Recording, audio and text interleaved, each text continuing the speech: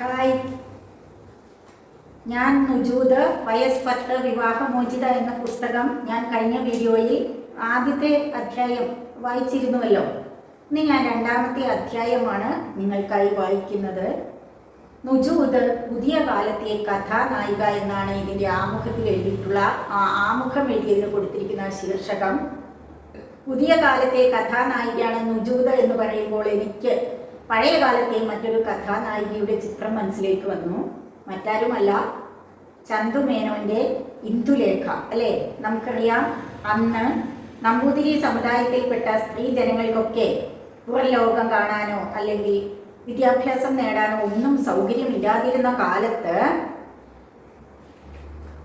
ആധുനിക സ്ത്രീകളുടെ ഒരു പ്രതിരൂപമായി ആ കാലഘട്ടത്തിൽ 19-ാം നൂറ്റാണ്ടിൽ രംഗപ്രവേശം ചെയ്ത ഒരു കഥാപാത്രമായിരുന്നുവല്ലോ ഇന്ദുലേഖ.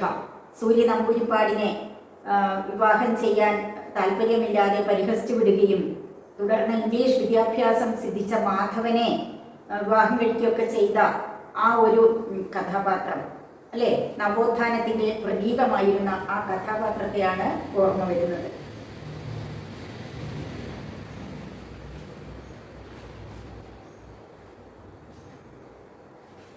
ഇന്ന് ഞാൻ രണ്ടാമത്തെ അധ്യായമാണ്. ഞാൻ നുജൂദ് വയസ് 10 വിവാഹമോചിത എന്നുള്ളതിൻ്റെ ആ പുസ്തകത്തിൻ്റെ രണ്ടാമത്തെ അധ്യായമാണ് വായിക്കുന്നത്. ഒന്നാമത്തെ അധ്യായം നിങ്ങൾക്ക് ഓർമ്മയുണ്ടല്ലോ. പെൺകുട്ടി വീട് വിട്ട് കോടതിയെ സമീപിച്ചിരിക്കുകയാണ്. എന്തിന്? വിവാഹമോചനത്തിന് വേണ്ടിയിട്ട്. ഖാഡ്ജി എന്നാണ് രണ്ടാമത്തെ അധ്യായത്തിൻ്റെ പേര്. അത് ആ കുട്ടി ജനിച്ച ആ ഗ്രാമത്തിൻ്റെ പേരാണ്. ഞാൻ ജനിച്ച ഖാഡ്ജി എന്ന ഗ്രാമത്തിൽ അവനവൻ്റെ ഇഷ്ടത്തിനൊത്ത് എന്തെങ്കിലും തിരഞ്ഞെടുക്കാൻ സ്ത്രീകളെ ശീലിപ്പിക്കുന്നില്ല. 16 വയസ്സായപ്പോഴാണ് എൻ്റെ ഉമ്മ ഷോയ എൻ്റെ ബാപ്പയായ അലി മുഹമ്മദ് അൽ അദലിനെ വിവാഹം കഴിച്ചത്. 16 വയസ്സുള്ളപ്പോഴാണ് ഉമ്മ പോലും വിവാഹിതയായത്. എന്നിട്ടാണ് ഈ 10 വയസ്സിൽ താഴെയുള്ള കുട്ടിയുടെ വിവാഹവും കഴിഞ്ഞ് വിവാഹമോചനത്തിലേക്കും എത്തി. ഒരു വാക്കുപോലും മറുത്തു പറയാതെ 4 വർഷം കഴിഞ്ഞ് കുടുംബം ഒന്നുകൂടി വിപുലമാക്കാൻ അച്ഛൻ തീരുമാനിച്ചു. അദ്ദേഹം രണ്ടാമതും ഒരു ഭാര്യയെ സ്വീകരിച്ചു. അപ്പോഴും ഉമ്മ തികഞ്ഞ അനുസരണയോടെ ആ തീരുമാനം അംഗീകരിച്ചു. അതേ നിസ്സംഗതയോടെയാണ് ഞാനും ആദ്യം എൻ്റെ വിവാഹത്തിന് സമ്മതിച്ചത്. കുട്ടി കണ്ടു വളർന്നിരിക്കുന്നത് ഇതൊക്കെയാണല്ലോ. വരാൻ പോകുന്ന ആപത്തിനെ കുറിച്ച് എനിക്ക് തീരെ ബോധമില്ലായിരുന്നു. അല്ലെങ്കിലും എൻ്റെ ആ പ്രായത്തിൽ അത്രയധികം ചോദ്യങ്ങളൊന്നും ആരും സ്വയം ചോദിക്കുകയില്ലല്ലോ. ഒരു ദിവസം എല്ലാ നിഷ്കളങ്കതയോടും കൂടി ഞാൻ ഉമ്മയോട് ഒരു ചോദ്യം ചോദിച്ചു. കുട്ടികൾ ഉണ്ടാകുന്നത് എങ്ങനെയാണ്? അല്പം കൂടി പ്രായമാവട്ടെ, നിനക്ക് തനിയെ മനസ്സിലാകും. എൻ്റെ ചോദ്യം സാരമാക്കാത്ത മട്ടിൽ ഉമ്മ മറുപടി പറഞ്ഞു. അതോടെ ശൈശവ സഹജമായ ആ ജിജ്ഞാസ അലമാരയ്ക്കുള്ളിൽ തിരിച്ചു വെച്ച് ഞാൻ തോട്ടത്തിലേക്ക് ഓടി, എൻ്റെ സഹോദരീ സഹോദരന്മാരോടൊപ്പം കളിക്കാൻ. ഒളിച്ചുകളിലായിരുന്നു ഞങ്ങളുടെ ഏറ്റവും ഇഷ്ടപ്പെട്ട വിനോദം. വടക്കേ യമനിലെ ഹജ്ജ എന്ന ജില്ല, അവിടെയുള്ള വാഡിയിൽ എന്ന താഴ്വര. അവിടെ ഒളിച്ചിരിക്കാൻ വേണ്ടത്ര സൗകര്യമുണ്ടായിരുന്നു. വലിയ പാറക്കല്ലുകളും മരത്തടികളും കാലം സ്വയം കൊത്തിയെടുത്ത ഗുഹകളും ധാരാളം. ഓടിക്കളിച്ച് വീർപ്പുമുട്ടുമ്പോൾ ഞങ്ങൾ പുൽത്തകിടികളിലേക്ക് മൂക്കുകുത്തി വീഴും. ആ പച്ചപ്പിൻ്റെ ചെറുകൂടുകൾ കുളിരേക്കി ഞങ്ങളെ ആശ്വസിപ്പിക്കും. ഇളം വെയിൽ ഞങ്ങളെ തഴുകും. സ്വതേ വെയിലേക്ക് മങ്ങിയ ഞങ്ങളുടെ കവിളുകൾ അതോടെ കൂടുതൽ ഇരുണ്ടുപോകും. ആവോളം വിശ്രമിച്ച ഉന്മേഷം വീണ്ടെടുത്ത് ഞങ്ങൾ പിന്നെയും കളി തുടങ്ങും. കോഴിക്കുഞ്ഞുങ്ങളുടെ പിന്നാലെ ഓടിപ്പിടിക്കാൻ നോക്കും. കയ്യിൽ കോലുകളുമായി ചെന്ന് കുരങ്ങന്മാരെ ചൊടിപ്പിക്കും. എൻ്റെ ഉമ്മ 16 കുഞ്ഞുങ്ങളെ പ്രസവിച്ചു. ഓരോ പ്രസവവും അവരെ സംബന്ധിച്ചിടത്തോളം ഓരോ കടുത്ത വെല്ലുവിളിയായിരുന്നു. 3 തവണ ഗർഭം അലസിപ്പോയത് അവർ നിശബ്ദം സഹിച്ചു. പിന്നെ ഒരു കുഞ്ഞ് പ്രസവത്തിൽ തന്നെ മരിക്കുകയും ചെയ്തു. വൈദ്യസഹായമൊന്നും ലഭ്യമായിരുന്നില്ല. അതുകൊണ്ട് തന്നെ എൻ്റെ 4 സഹോദരീ സഹോദരന്മാർ തന്നെ ചെറുപ്പത്തിൽ തന്നെ മരണമടഞ്ഞു. 2 മാസത്തിനും 4 വയസ്സിനും ഇടയിലുള്ള പ്രായത്തിൽ അവരെ ആരെയും ഞാൻ കണ്ടിട്ടില്ല. മറ്റു മക്കളെ പ്രസവിച്ചതുപോലെ തന്നെ ഉമ്മ എന്നെയും പ്രസവിച്ചു. വീട്ടിനകത്ത് ഒരു തഴപ്പായയിൽ കിടന്നുകൊണ്ട് വിയർപ്പിൽ കുളിച്ചും കഠിനമായ വേദന സഹിച്ചും പിറക്കാൻ പോകുന്ന കുഞ്ഞിനെ കാത്തുകൊള്ളണമേ എന്ന് ദൈവത്തെ വിളിച്ച് പ്രാർത്ഥിച്ചുകൊണ്ടും ചിലപ്പോഴൊക്കെ എൻ്റെ ജിജ്ഞാസ ശമിപ്പിക്കാനായി ഉമ്മ പറഞ്ഞു തരുമായിരുന്നു ഞാൻ ജനിച്ച സമയത്തെ വിശേഷങ്ങൾ. പുറത്തേക്ക് വരാൻ ഈ സമയം കുറെ അധികം എടുത്തു. നോമ്പ് തുടങ്ങിയത് പാതിരായ്ക്കാണ്. വെളുപ്പിന് ഏതാണ്ട് 2 മണിയായി കാണും. പിറ്റേന്ന് ഉച്ചയോളം പേറ്റുനോവ് നീണ്ടുപോയി. മധ്യവേനൽ, പൊള്ളുന്ന ചൂട്. വെള്ളിയാഴ്ചയായിരുന്നു പുണ്യ ദിവസം.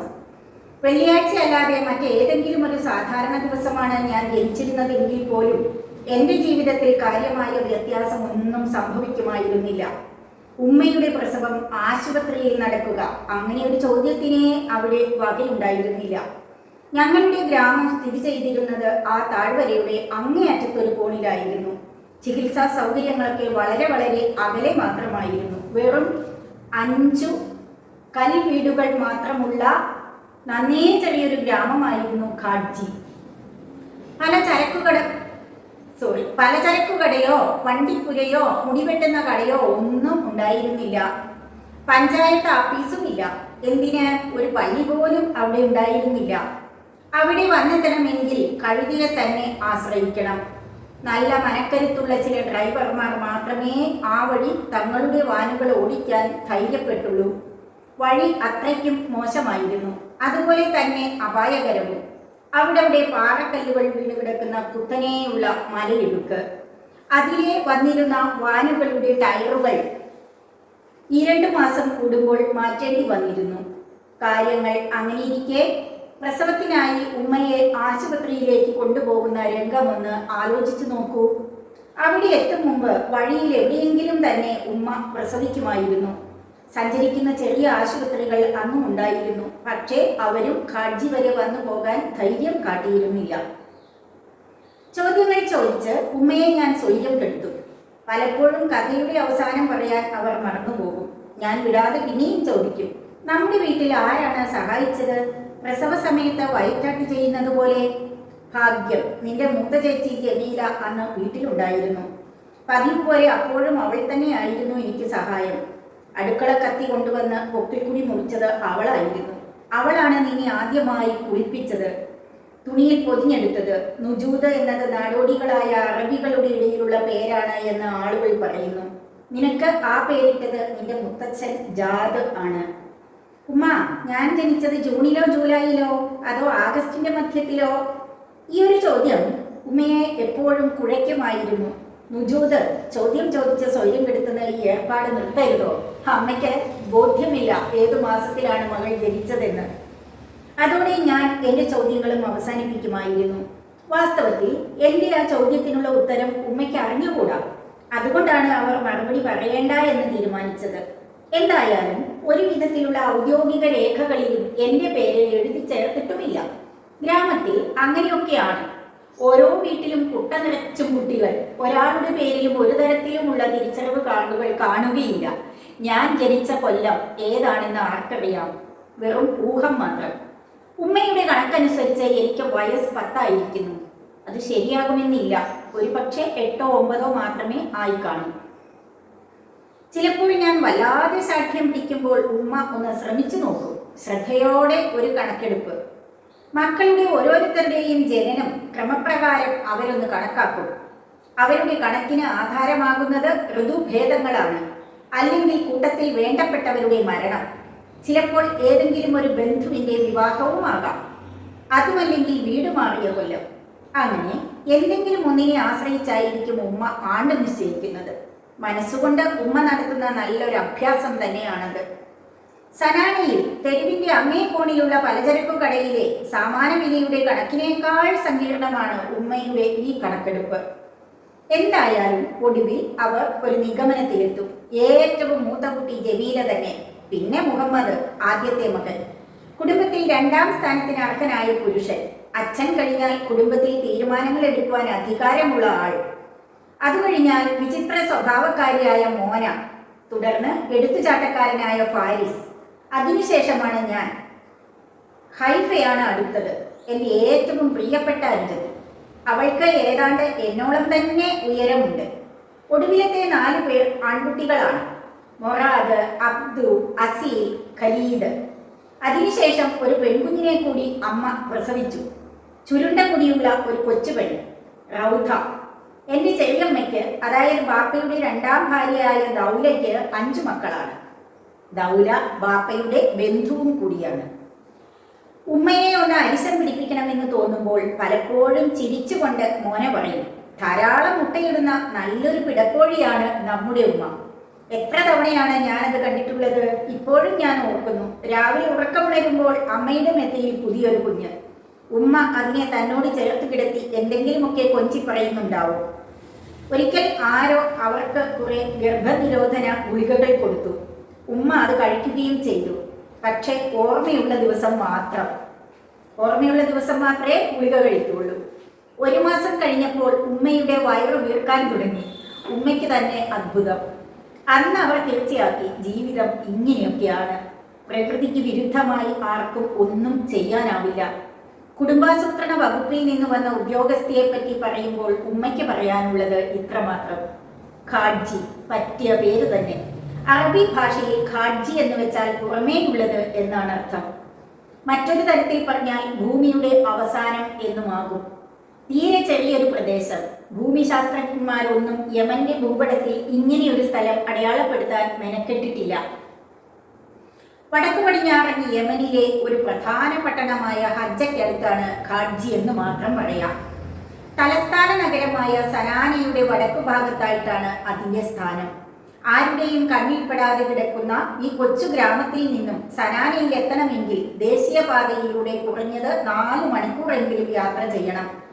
മണലും ചരലും നിറഞ്ഞ കുറുക്കുവഴിയിലൂടെ ആണെങ്കിലും ഏതാണ്ട് അത്രയും സമയം തന്നെ എടുക്കും. എൻ്റെ സഹോദരന്മാർ രാവിലെ സ്കൂളിലെത്താനായി ദിവസവും 2 മണിക്കൂറോളം നടക്കുക പതിവായിരുന്നു. ആ താഴ്വരയിൽ തന്നെയുള്ള കുറച്ചുകൂടി വലിയൊരു ഗ്രാമത്തിലായിരുന്നു സ്കൂൾ. ആൺകുട്ടികൾക്ക് മാത്രമുള്ളതായിരുന്നു സ്കൂൾ പഠനം. പെൺകുട്ടികളുടെ കാര്യത്തിൽ ഉപ്പ വലിയ കരുതലായിരുന്നു. അവർ ദുർബലകളും പെട്ടെന്ന് കീഴ്പ്പെടുത്തുവാൻ പറ്റിയവരുമാണ്. അതുകൊണ്ട് തന്നെ അവരെ തനിച്ച് പുറത്തയക്കുക പാടില്ലാത്തതാണ്. ഓരോ ഉൾച്ചെടിക്ക് പുറകിലും ആപത്ത് പതുങ്ങിയിരിക്കുന്ന വിജനമായ വഴികൾ പെൺകുട്ടികളെ സംബന്ധിച്ചിടത്തോളം തീരെ സുരക്ഷിതമല്ല തന്നെ. അതുമാത്രമല്ല, ഉപ്പയോ ഉമ്മയോ എഴുത്തും വായനയും വശമാക്കിയിരുന്നില്ല. അതുകൊണ്ട് പെൺകുട്ടികളെ പഠിപ്പിക്കേണ്ടത് ഒരാവശ്യമാണ് എന്ന തോന്നലും അവർക്കുണ്ടായില്ല. അല്ലെങ്കിലും പട്ടണത്തിനു വെളിയിലുള്ള നാട്ടിൻപുറങ്ങളിൽ സ്ത്രീകൾ ഒട്ടുമുക്കാലും തന്നെ നിരക്ഷരരാണ്. അങ്ങനെ ഞാൻ പഠിച്ചു വളർന്നത് ആ തുറന്ന വിദ്യാലയത്തിലാണ്. ഉമ്മ വീട്ടുപണികൾ ചെയ്യുന്നത് കണ്ടു പഠിച്ചു. അപ്പോഴും മനസ്സു തിരക്കുകൂട്ടി വേഗമൊന്ന് വലുതാവാൻ. എന്നാൽ ചേച്ചിമാരായ മോനയുടെയും ജമീലയുടെയും കൂടെ അല്പം മാറിയുള്ള അരുവിയിൽ പോയി ചെറിയ മഞ്ഞ പ്ലാസ്റ്റിക് കുടങ്ങളിൽ വെള്ളം മുക്കിക്കൊണ്ടുവരാം. നന്നേ വരണ്ട കാലാവസ്ഥയാണ് യമനിൽ. എല്ലാവരും ധാരാളമായി വെള്ളം കുടിക്കും. നിർജ്ജലീകരണത്തെ തടയാൻ നടക്കാൻ പഠിച്ചത് മുതൽ പുഴയോരമായിരുന്നു എനിക്ക് ഏറ്റവും ഇഷ്ടപ്പെട്ട സ്ഥലം. ഞങ്ങളുടെ വീട്ടിൽ നിന്നും ഏതാനും വാര താഴെയായാണ് പുഴ ഒഴുകിയിരുന്നത്. അത് എപ്പോഴും ഞങ്ങൾക്ക് വലിയ സഹായമായിരുന്നു. ഉമ്മ ദിവസവും തുണി അലക്കിയിരുന്നത് പുഴയിലാണ്. ആ തെളിഞ്ഞ വെള്ളത്തിലാണ് ഓരോ നേരവും ഭക്ഷണം കഴിഞ്ഞാൽ പാത്രങ്ങൾ തേച്ചു കഴുകിയിരുന്നതും. രാവിലെ പുരുഷന്മാർ പാടത്തെ പണിക്കിറങ്ങിയാൽ സ്ത്രീകൾ കുളിക്കാനായി ആറ്റിലേക്ക് ഇറങ്ങും. പുഴയോരത്തെ വലിയ മരങ്ങൾ അവയ്ക്ക് നല്ല മറവ് നൽകിയിരുന്നു. കാറ്റും കോളുമുള്ള ദിവസങ്ങളിൽ ഞങ്ങൾ വീടിന്റെ അകത്തു തന്നെ ഇരിക്കും. മഴ കൊള്ളാതെ ഇടിമിന്നലിൽ നിന്ന് ഒഴിഞ്ഞു മാറി. എന്നാൽ മഴ തോർന്ന് മേഘങ്ങൾക്കിടയിലൂടെ വെയിൽ തെളിഞ്ഞതും ഞങ്ങൾ ആറ്റുവക്കിലേക്ക് ഓടും. മഴവെള്ളം നിറഞ്ഞ് പുഴ വീർത്തു വന്നിരിക്കും. വെള്ളം എൻ്റെ കഴുത്തിനൊപ്പം എത്തും. പുഴ കവിഞ്ഞൊഴുകാതിരിക്കാൻ എൻ്റെ ജ്യേഷ്ഠന്മാർ ആറ്റുവക്കിൽ ചെറിയ ഭിത്തികൾ തീർത്തിരുന്നു. അങ്ങനെ ഒഴുക്കിനെ വഴി മാറ്റിവിടാൻ ശ്രമിച്ചിരുന്നു. സ്കൂളിൽ നിന്ന് തിരിച്ചു വരുമ്പോൾ വഴിയിൽ നിന്ന് ആൺകുട്ടികൾ ചുള്ളിക്കമ്പുകളും ചില്ലകളും ഒക്കെ ശേഖരിച്ചു കൊണ്ടുവരും. അടുപ്പ് കത്തിക്കാനുള്ള വിറകിനായി നാട്ടിൽ പതിവുള്ള തണ്ടൂർ അടുപ്പിലാണ് ഉമ്മ യമാനികളുടെ പ്രധാന ഭക്ഷണമായ കൊബൂസ് പാകം ചെയ്തിരുന്നത്. റൊട്ടി പോലെയുള്ള ഒരു വിഭവമാണ് കൊബൂസ്. കളിമണ്ണ് കൊണ്ടുണ്ടാക്കിയ നീണ്ട ഉരുണ്ട ഒരടുപ്പാണ് തണ്ടൂർ. എൻ്റെ ചേച്ചിമാർ 2 പേരും കൊബൂസ് പാകം ചെയ്യുന്നതിൽ വിദഗ്ധകളായിരുന്നു. പരന്ന് നല്ലവണ്ണം മുരിഞ്ഞ റൊട്ടികൾ ചിലപ്പോൾ തേൻ പുരട്ടിയാണ് ഞങ്ങൾ കഴിക്കാറ്. പ്രായമായവർ യമനിലെ സ്വർണം എന്നാണ് തേനിനെ കുറിച്ച് പറയുക. ഞങ്ങളുടെ പ്രദേശത്തു നിന്നുള്ള തേൻ വിശേഷിച്ചും പേര് കേട്ടതായിരുന്നു. അതീവ ശ്രദ്ധയോടെ ബാപ്പ തേനീച്ചകളെ വളർത്തിയിരുന്നു. തേനീച്ചകളെ പ്രതി അസാധാരണമായൊരു വാത്സല്യവും അദ്ദേഹം പ്രകടിപ്പിച്ചിരുന്നു. തേൻ ആരോഗ്യത്തിനു നല്ലതാണെന്നും ശരീരത്തിന് വേണ്ട ഊർജം പ്രദാനം ചെയ്യുമെന്നും ഉമ്മ എപ്പോഴും പറയുമായിരുന്നു. പഴയ മട്ടിൽ സോഫയ്ക്ക് ചുറ്റുമിരുന്നാണ് എല്ലാവരും അത്താഴം കഴിക്കുക. താഴെ വിരിച്ചിടുന്ന വലിയൊരു തുണിയാണ് സോഫ. അറബികളായ മുസ്ലിമുകൾ ഏറെയും മേശയ്ക്ക് ചുറ്റുമിരുന്നല്ല, നിലത്ത് സോഫയ്ക്ക് ചുറ്റുമിരുന്നാണ് പതിവായി ആഹാരം കഴിക്കുക. ആടിൻ്റെയോ മാടിൻ്റെയോ ഇറച്ചി കൊണ്ട് ഉമ്മ കറിയുണ്ടാക്കും.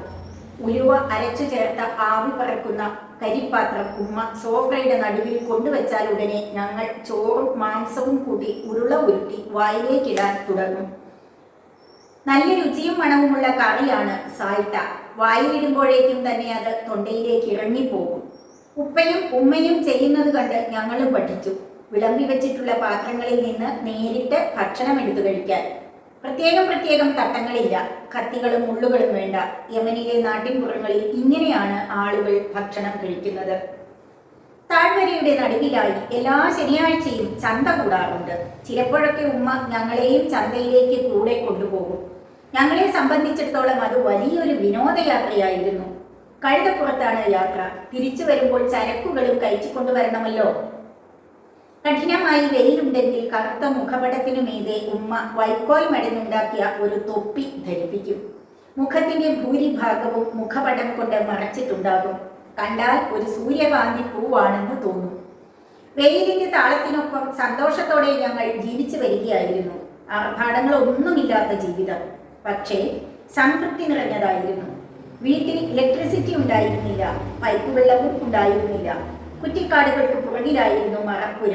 വലിയൊരു ദ്വാരം, ചുറ്റും അധികം ഉയരമില്ലാത്തൊരു മതിൽ. പൂമുഖത്തളങ്ങളിൽ അലങ്കാരങ്ങളൊന്നുമില്ല.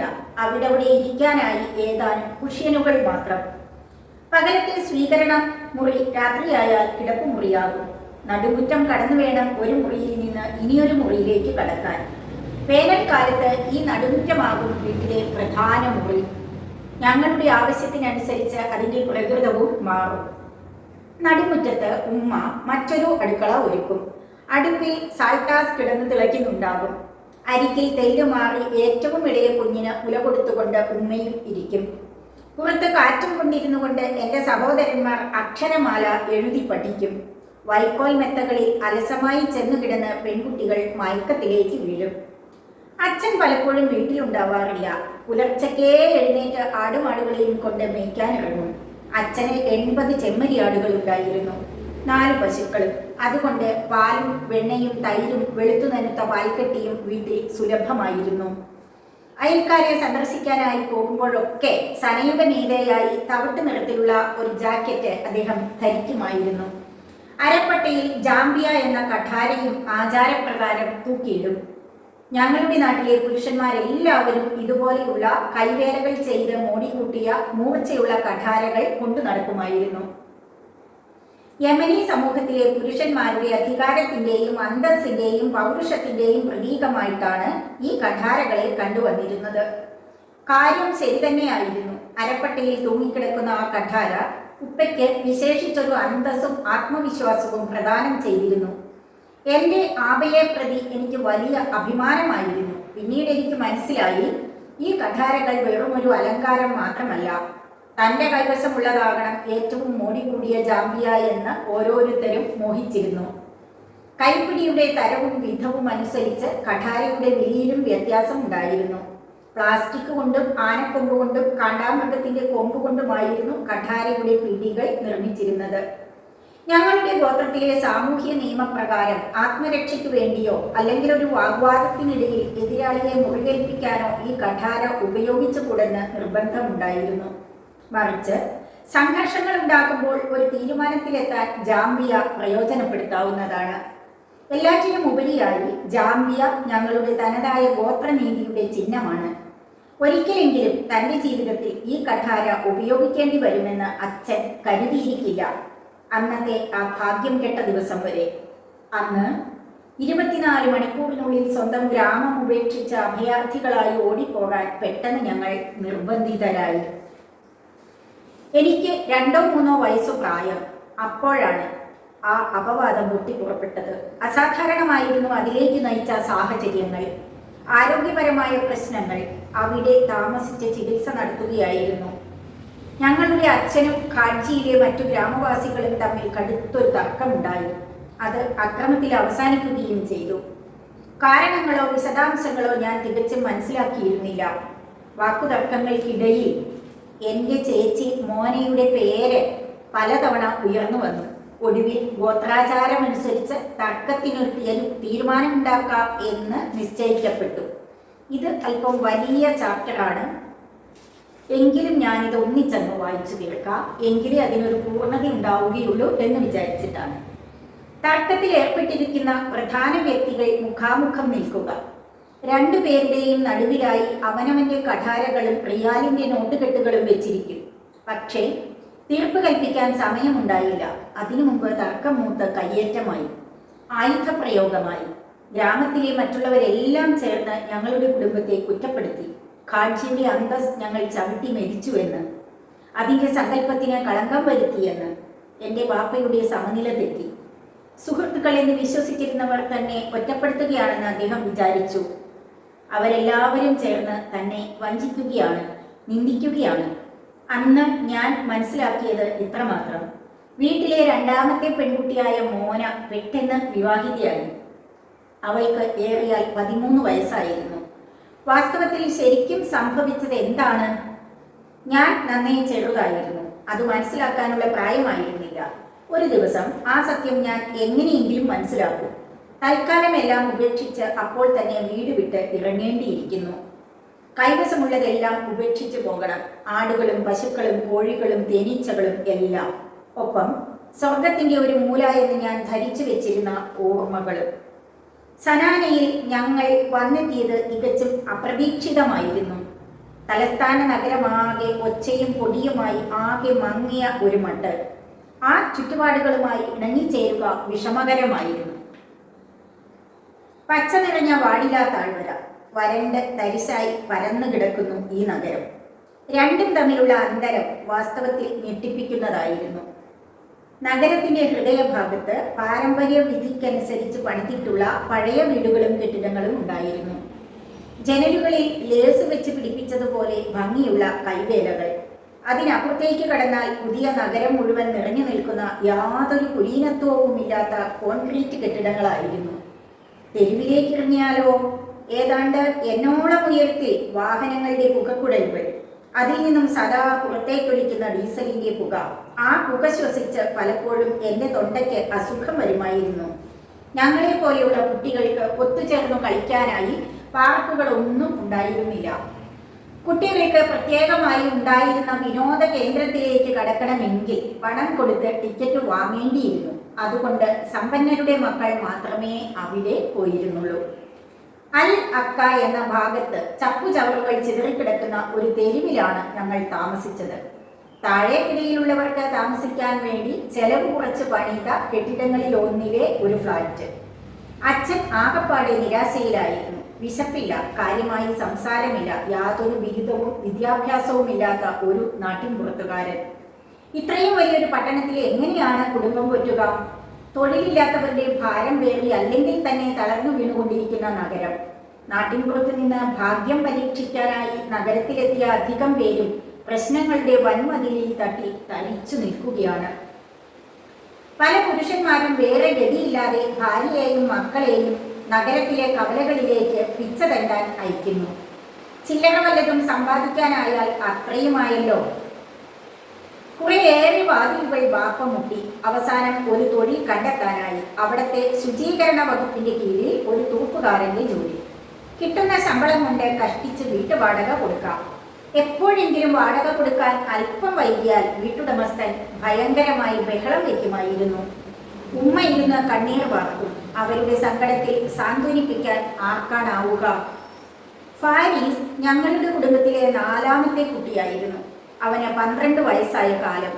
മറ്റു കുട്ടികളുടേതുപോലെ ചില മോഹങ്ങൾ അവന്റെ മനസ്സിലും നാം വിട്ടു. ആ പ്രായത്തിൽ അങ്ങനെയൊക്കെ പതിവുള്ളതാണല്ലോ. എല്ലാ ദിവസവും അവൻ ബാപ്പയുടെ മുമ്പിൽ കൈനീട്ടും. മിഠായി വാങ്ങണം, പരസ്യ ചിത്രങ്ങളിൽ പ്രദർശിപ്പിക്കും പോലെയുള്ള കാലുറകൾ വാങ്ങണം. ഇതിനൊക്കെ അവന് പണം വേണം. പരിഷ്കൃത മട്ടിലുള്ള മിന്നുന്ന ഷൂസുകൾ. പുത്തനൊരു ജോഡി വാങ്ങാൻ ബാപ്പയുടെ 1 മാസത്തെ ശമ്പളം പോലും മതിയാകില്ല. അവൻ സ്വതേ ഉല്ലാസശീലനാണ്, ഒപ്പം വീണ്ടും വിചാരമില്ലാത്തവനും. പണം ചോദിച്ചുകൊണ്ട് അവൻ ബാപ്പയെ വല്ലാതെ അലട്ടാൻ തുടങ്ങി. പിന്നെ വീട്ടിൽ നിന്നും ഓടിപ്പോകുമെന്ന് പറഞ്ഞ് ബാപ്പയെയും ഉമ്മയെയും ഭീഷണിപ്പെടുത്താൻ തുടങ്ങി. അവന്റെ ആവശ്യങ്ങൾ എങ്ങനെയെങ്കിലും നിർവഹിച്ചു കിട്ടണമെന്ന വാശി. മേനി കാട്ടി നടക്കുന്ന സ്വഭാവക്കാരൻ തന്നെ എങ്കിലും അവനായിരുന്നു എൻ്റെ ഏറ്റവും പ്രിയപ്പെട്ട സഹോദരൻ. വല്യേട്ടൻ മുഹമ്മദിനെ പോലെ ഫാരിസ് എന്നെ തല്ലാറില്ല. കുടുംബനാഥൻ എന്ന ഭാവത്തിലായിരുന്നു എപ്പോഴും മുഹമ്മദിന്റെ പെരുമാറ്റം. ഫാരിസിനോട് എനിക്ക് വലിയ ആരാധനയായിരുന്നു. അവന്റെ മോഹങ്ങൾ, അവന്റെ ചുറുചുറുക്ക്, വരും പരായികളെ കുറിച്ച് ആലോചിക്കാതെ ആരുടെ മുമ്പിലും തലയുയർത്തി നിൽക്കാനുള്ള അവന്റെ ധൈര്യം, അതേക്കുറിച്ചൊക്കെ എൻ്റെ മനസ്സിൽ വലിയ മതിപ്പായിരുന്നു. സ്വന്തം വഴികൾ അവൻ തിരഞ്ഞെടുക്കും, അതിൽ തന്നെ ഉറച്ചു നിൽക്കുകയും ചെയ്യും. കുടുംബം മുഴുവൻ എതിര് പറഞ്ഞാലും അവന് കൂസലുണ്ടാവുകയില്ല. ഒരു ദിവസം അച്ഛനുമായി ഒരു വാക്കേറ്റമുണ്ടായി. ഫാരീസ് വീട് വിട്ടിറങ്ങി. പിന്നെ ഒരിക്കലും തിരിച്ചു വന്നതുമില്ല. ജീവിതത്തിൽ ആദ്യമായി അന്ന് അബ്ബ കരയുന്നത് ഞാൻ കണ്ടു. ആ വിഷമം മറക്കാനായി ബാപ്പ കൂട്ടുകാരോടൊപ്പം കറുപ്പ് തിന്നാൻ തുടങ്ങി. നീണ്ട സമയം ജോലി സ്ഥലത്തു നിന്നും മാറി നിൽക്കുക പതിവായി. അങ്ങനെ ബാപ്പായ്ക്ക് ആ ജോലിയും നഷ്ടപ്പെട്ടു. ഉമ്മയെ ദുസ്വപ്നങ്ങൾ നിരന്തരം ഭയപ്പെടുത്താൻ തുടങ്ങി. ചെറിയ മെത്തകൾ നിരത്തി പൂമുഖത്തളത്തിലാണ് ഞങ്ങൾ കുട്ടികൾ കിടന്നിരുന്നത്, ഉമ്മയോടൊപ്പം. ഉമ്മയുടെ തേങ്ങിക്കരച്ചിൽ കേട്ട് പല രാത്രികളിലും ഞാൻ ഉണർന്നു പോയിട്ടുണ്ട്. ഉമ്മ പലവിധത്തിലും കഷ്ടപ്പെടുകയായിരുന്നു. അതിന്റെ ഫലമായിരുന്നു ഞങ്ങൾ കണ്ടിരുന്നത്. തൻ്റെതായി ഒന്നും ബാക്കി വയ്ക്കാതെയാണ് ഫാരീസ് ഇറങ്ങിപ്പോയത്. തിരിച്ചറിയൽ കാർഡിനു വേണ്ടിയുള്ള നിറമുള്ള ഒരു ഫോട്ടോ മാത്രമേ അവൻ്റെതായി വീട്ടിലുണ്ടായിരുന്നുള്ളൂ. മുഹമ്മദ് അതെടുത്ത് തൻ്റെ പഴ്സിനുള്ളിൽ ഭദ്രമായി സൂക്ഷിച്ചു വയ്ക്കുകയും ചെയ്തു. ആ ചെറിയ പടം ഫാരീസിൻ്റേതു തന്നെ എന്നതിന് സംശയമൊന്നും ഉണ്ടായിരുന്നില്ല. തല ഉയർത്തിപ്പിടിച്ച് ക്യാമറയ്ക്ക് നേരെ നോക്കി അവൻ നിൽക്കുന്നു. പ്രായം കൂടുതൽ തോന്നിക്കാനായി ചുരുണ്ട ചെമ്പൻ മുടിക്ക് മീതെ ഒരു വെളുത്ത തലപ്പാവ്. കണ്ണിൽ കുസൃതിയുടെ തരികൾ തിളങ്ങുന്നു. അവൻ പോയി തികച്ചും 2 വർഷത്തിനു ശേഷം ഞങ്ങൾക്ക് ഒരു ടെലിഫോൺ സന്ദേശം കിട്ടി. ഫാരീസ് ജീവിച്ചിരിക്കുന്നു എന്നതിൻ്റെ ആദ്യത്തെ അടയാളം. ഞാൻ സൗദി അറേബ്യയിലുണ്ട്. അപ്പുറത്ത് നിന്ന് അവൻ്റെ സ്വരം. നന്നായിരിക്കുന്നു, ഞാൻ ഇടയപ്പണി ചെയ്യുകയാണ്, എന്നെക്കുറിച്ച് പരിഭ്രമിക്കേണ്ട. സ്വരം വല്ലാതെ മാറിയിരുന്നു. ആത്മവിശ്വാസത്തിന്റെ ഉറപ്പ്. എന്നിട്ടും അവനെ ഞാൻ തിരിച്ചറിഞ്ഞു, ഒരു വിഷമവും കൂടാതെ. പക്ഷേ ടെലിഫോൺ കമ്പിയിലെ തകരാറുകൾ താമസിയാതെ ഒന്നും കേൾക്കാതായി. ഇത്ര അകലെ ഫാരീസ് എങ്ങനെ അവിടം വരെ ചെന്നെത്തി? അവൻ കൃത്യമായി ഏതു നഗരത്തിലായിരിക്കും? വിമാനത്തിൽ കയറി മേഘങ്ങളുടെ മുകളിൽ കൂടി പറക്കാനുള്ള ഭാഗ്യം അവന് കിട്ടിയിരിക്കുമോ? സൗദി അറേബ്യ എന്ന ഈ നാട് എവിടെയാണ്? അവനുള്ളിടത്ത് കടൽ തീരമുണ്ടായിരിക്കുമോ? എൻ്റെ മനസ്സിൽ അങ്ങനെ കുറേയധികം ചോദ്യങ്ങൾ. ബാപ്പയും ഉമ്മയും മുഹമ്മദും സംസാരിക്കുന്നത് എൻ്റെ കാതിൽ വന്നുപെട്ടു. കുട്ടികളെ കടത്തിക്കൊണ്ടുപോകുന്ന ഗൂഢസംഘത്തിന്റെ പിടിയിൽ പെട്ടിരിക്കുമോ ഫാരീസ്? യമനിൽ ഇതൊരു സാധാരണ സംഭവമാണ്. ഇതിന്റെ അർത്ഥമെന്താണ്? ഫാരീസ് പുതിയതായി ഒരു ബാപ്പയെയും ഉമ്മയെയും കണ്ടെത്തിയെന്നോ? ഒരുപക്ഷെ അവനവിടെ സുഖമായി കഴിയുന്നുണ്ടാകാം. ഏറെ നാളായി മോഹിച്ചു നടന്ന മധുര പലഹാരങ്ങളും നീല ജീൻസും വാങ്ങാൻ സാധിച്ചിട്ടുണ്ടാകാം. എന്തൊക്കെ ആയാലും അവൻ കൂടെയില്ലാത്ത അവസ്ഥ എന്നെ വല്ലാതെ സങ്കടപ്പെടുത്തിക്കൊണ്ടിരുന്നു.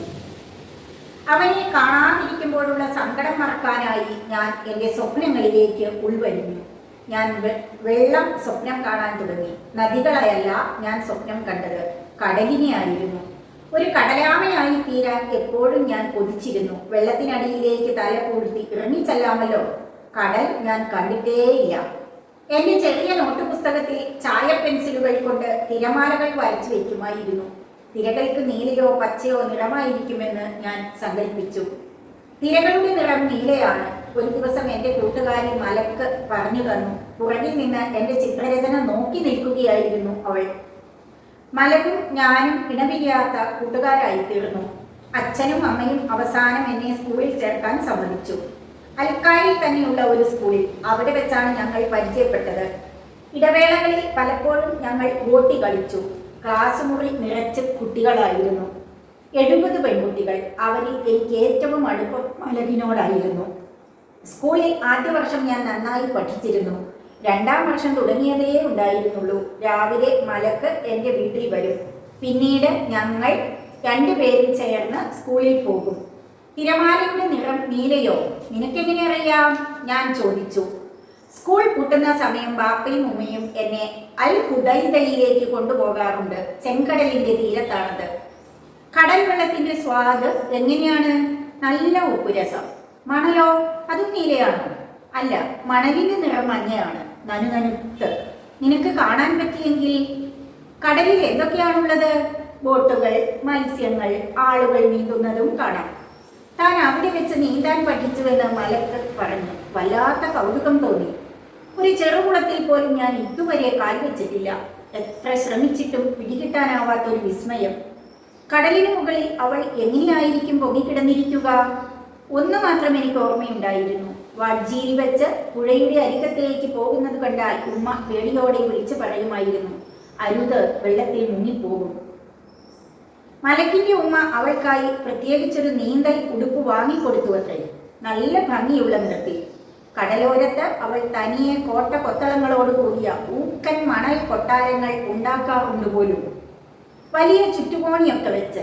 പിന്നെ എല്ലാം കടലലകളിൽ അലിഞ്ഞു പോകും. ഒരു ദിവസം അൽ ഹുദൈദയിൽ നിന്ന് കൊണ്ടുവന്ന വലിയ ഒരു കടൽ കക്ക അവൾ എൻ്റെ കാതോട് ചേർത്ത് പിടിച്ചു. ശ്രദ്ധിച്ചോളൂ, കടലിന്റെ ഇരമ്പൽ കേൾക്കാം. ശരി തന്നെ, കടലലകൾ, ഞാൻ ഉറക്കെ പറഞ്ഞു. എനിക്ക് തിരമാലകളുടെ ഇരമ്പൽ കേൾക്കാം. വിശ്വസിക്കാൻ വയ്യ തന്നെ. എന്നെ സംബന്ധിച്ചിടത്തോളം വെള്ളം എന്നാൽ മഴയായിരുന്നു. അതാണെങ്കിൽ യമനിൽ ദുർലഭമായിക്കൊണ്ടിരിക്കുന്നു താനും. ചിലപ്പോൾ വേനൽക്കാലത്തിനൊടുവിൽ ആലിപ്പഴം പൊഴിയാൻ തുടങ്ങും. ഞങ്ങൾ അത്ഭുതത്തോടെ നോക്കി നിൽക്കും. എന്തൊരു സന്തോഷമാണെന്നോ അത് കണ്ടു നിൽക്കാൻ. കുട്ടികൾ തെരുവിലേക്ക് ഓടിച്ചെന്ന് പരന്ന പാത്രങ്ങളിൽ ആലിപ്പഴം പെറുക്കിക്കൂട്ടും. അവ ഓരോന്നായി ഞാൻ എണ്ണാൻ തുടങ്ങും. സ്കൂളിൽ 1 മുതൽ 6 വരെ എണ്ണാൻ ഞാൻ പഠിച്ചിരുന്നു. മഞ്ഞുകട്ടകൾ ഉരുകി തണുത്തു വെള്ളമാകും. ആ തണുത്ത വെള്ളം മുഖത്ത് കോരി ഒഴിച്ച് ഞങ്ങൾ ചൂടകറ്റും. ഞങ്ങൾ ഖാജിയിലേക്ക് താമസം മാറ്റി. 2 മാസം കഴിഞ്ഞപ്പോഴാണ് മോന ഞങ്ങളുടെ കൂടെ താമസിക്കാൻ വന്നത്. അന്നു മുതലേ അവളുടെ മുഖത്തൊരു വിഷാദമായിരുന്നു. എന്നാലും അവളും ഞങ്ങളുടെ കളിതമാശകളിൽ പങ്കുചേരും. ആലിപ്പഴം പൊഴിയൽ എന്നുമുള്ളതല്ലല്ലോ. ഭർത്താവിനോടൊപ്പമാണ് മോന വന്നത്. പെട്ടെന്നൊരു ദിവസം അവളുടെ ജീവിതത്തിൽ ആധിപത്യം ഉറപ്പിച്ച അവളുടെ ഭർത്താവ്. വർഷങ്ങൾ കടന്നുപോയപ്പോൾ സ്വതേയുള്ള അവളുടെ ചിരിയും ഉത്സാഹവും ആ മുഖത്തേക്ക് ക്രമേണ തിരിച്ചു വന്നു. അവളുടെ പരിഹാസവും നർമ്മബോധവും അവൾക്ക് വീണ്ടും കിട്ടി. ഇത് രണ്ടും പണ്ട് ഉമ്മയെ വല്ലാതെ ശല്യപ്പെടുത്തിയിരുന്നു. മോനയ്ക്ക് 2 കുഞ്ഞുങ്ങൾ പിറന്നു, മുനീറയും നാസറും. മക്കളെ കണ്ട് അവരുടെ മനസ്സ് നിറഞ്ഞു. ഞങ്ങളുടെ കുടുംബവും മോനയുടെ ഭർത്താവിൻ്റെ കുടുംബവും തമ്മിൽ കൂടുതൽ അടുപ്പത്തിലായി. ആ ബന്ധം ഇനിയും ഉറപ്പിക്കാനാകാം അവർ ഒരു വിവാഹാലോചനയും തുടങ്ങി. എൻ്റെ ജ്യേഷ്ഠൻ മുഹമ്മദും മോനയുടെ ഭർത്തൃ സഹോദരിയുടെ ഭർത്താവിൻ്റെ സഹോദരിയും തമ്മിലുള്ള വിവാഹം. സിഗാർ എന്ന ഈ സമ്പ്രദായം ഞങ്ങളുടെ സമുദായത്തിൽ പണ്ടേ നടന്നു വരുന്നതാണ്. എന്നാൽ ആ സ്നേഹവും അടുപ്പവും ഏറെ നാൾ നീണ്ടു നിന്നില്ല. പെട്ടെന്നൊരു ദിവസം മോനയുടെ ഭർത്താവിനെ കാണാതായി. ഒപ്പം എൻ്റെ മൂത്ത ജ്യേഷ്ഠത്തി ജമീലയും അപ്രത്യക്ഷയായി. എങ്ങോട്ടായിരിക്കും അവർ പോയിരിക്കുക? ഫാരിസിനെ പോലെ സൗദി അറേബ്യയിലേക്ക് ഓടിപ്പോയിരിക്കുമോ? ഒരു പക്ഷേ ഓർക്കാപ്പുറത്തൊരു ദിവസം ഞങ്ങൾക്കുള്ള ഇലക്ട്രോണിക് കളിപ്പാട്ടങ്ങളും കളർ ടെലിവിഷനുമായി അവർ തിരിച്ചു വരുമായിരിക്കും. അച്ഛനമ്മമാരുടെ മുറിയിൽ കാണാതായ 2 പേരെയും കുറിച്ച് നീണ്ട അടക്കം പറച്ചിലുകൾ നടന്നു. പക്ഷേ അതിനെക്കുറിച്ചൊന്നും ആരോടും ചോദിച്ചു പോകരുതെന്ന് കുട്ടികളോട് കർശനമായി പറഞ്ഞിരുന്നു. ഒന്ന് മാത്രം ഞാൻ വ്യക്തമായി ഓർക്കുന്നു. അവരെ 2 പേരെയും കാണാതായതോടെ മോനയുടെ പ്രകൃതത്തിന് വീണ്ടും മാറ്റം വന്നു. മൗനം, മ്ലാനത, പെട്ടെന്ന് ദേഷ്യം വരിക. അവൾ ആകെ മാറി. ആ കാണാതാവലിനെ പറ്റി ശരിക്കും ഞാൻ മനസ്സിലാക്കിയത് പിന്നീട്, വളരെ കഴിഞ്ഞിട്ടാണ്. അധിക സമയവും മോന വിഷാദത്തിലും നിരാശയിലും ഒഴുകിക്കഴിഞ്ഞു. പെട്ടെന്ന് ചിലപ്പോൾ പൊട്ടിച്ചിരിച്ചുകൊണ്ട് ഉത്സാഹവതിയായി മാറും. സ്വതേയുള്ള അവളുടെ അഴകിന് തിളക്കമേറും. വടിവത്ത മുഖവും തവിട്ട് നിറത്തിലുള്ള വലിയ കണ്ണുകളും കൂടുതൽ സുന്ദരമാകും. മോന ശരിക്കും ഒരു സുന്ദരിയായിരുന്നു. മോനയുടെ ദിവസങ്ങൾ ചിലപ്പോൾ നല്ലതാകും, ചിലപ്പോൾ മോശവും. രണ്ടിലേതായാലും അവൾക്ക് എപ്പോഴും എന്നോട് പ്രത്യേകിച്ചൊരു സ്നേഹമുണ്ടായിരുന്നു. എൻ്റെ കാര്യത്തിൽ വിശേഷിച്ചൊരു ശ്രദ്ധ. അമ്മ മട്ട്. ചിലപ്പോൾ മോന എന്നെയും കൂട്ടി പുറത്തേക്ക് പോകും. നഗരത്തിലെ ഹെയ്തി അവന്യൂ തുണിക്കടകൾക്ക് പ്രസിദ്ധമാണ്. ചില്ലുജാലകങ്ങളിൽ പ്രദർശിപ്പിച്ചിട്ടുള്ള വേഷഭൂഷകളും നോക്കി രസിച്ച് ഞങ്ങൾ തെരുവിലൂടെ വെറുതെ നടക്കും. വൈകുന്നേരങ്ങളിൽ ധരിക്കാനുള്ള മുത്തുകൾ പതിപ്പിച്ച തിളങ്ങുന്ന ഗൗണുകൾ ഞാൻ അസൂയയോടെ കണ്ടാസ്വദിക്കും. ചുവന്ന പാവാടകൾ, നീലനിറത്തിലുള്ള പട്ടു ബ്ലൗസുകൾ, മഞ്ഞയും വയലറ്റും പച്ചയുമായ കുപ്പായങ്ങൾ സ്വയം ഒരു രാജകുമാരിയായി മാറുന്നതായി ഞാൻ സങ്കല്പിക്കും. പലതരത്തിലുള്ള വിവാഹ വസ്ത്രങ്ങളും കൂട്ടത്തിലുണ്ടായിരുന്നു. കാഴ്ചയിൽ സിനിമാ നടികൾ അണിയുന്ന ഉടുപ്പുകൾ പോലെ, പഴയ കഥകളിലെ മാലാഖമാരുടെ കുപ്പായങ്ങൾ പോലെ. 2008 ഫെബ്രുവരിയിൽ ഒരു ദിവസം വൈകുന്നേരം ഞാൻ വീട്ടിൽ വന്നപ്പോൾ അബ്ബ പറഞ്ഞു, സന്തോഷ വർത്തമാനമുണ്ട്, നുജൂദ്, നീ വിവാഹിതയാകാൻ പോകുന്നു. അങ്ങനെയാണ് ഈ പുസ്തകത്തിൻ്റെ 2ാമത്തെ അധ്യായം അവസാനിക്കുന്നത്. തുടർന്ന് എന്താണ് സംഭവിച്ചത് എന്ന് അടുത്ത വീഡിയോയിൽ കേൾക്കാം. അതുവരെ ബൈ.